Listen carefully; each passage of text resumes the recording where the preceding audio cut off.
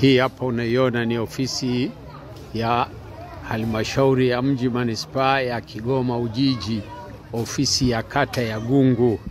Mvua ya leo imejaza maji mpaka ofisini, michanga imejaa ndani ya ofisi, kwani jengo hili lilijengwa chini kabisa ya viwango. Ndio maana mvua ikinyesha maji yote yanaingia ndani. Hapa unapoona ni vijana wako wanachimbua michanga Maharagwe. Wanachimbua michanga baada ya maji mitaro kujaa humu.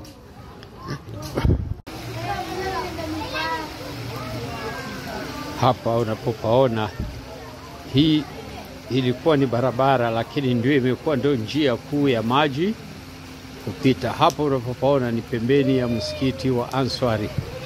Ilikuwa ni barabara, sasa sio barabara tena, imekuwa ndio mfereji wa maji unayekatiza, na maji yote yanayovuka hapa yote yanaingia hii nyumba ambayo jirani unayoiona hapa. Nyumba hii ndio maji yote yanaishia kuingia ndani.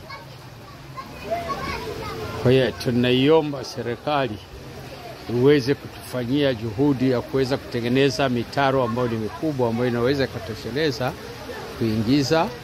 kupitisha maji katika barabara hii ya Mwenge, kata ya Gungu.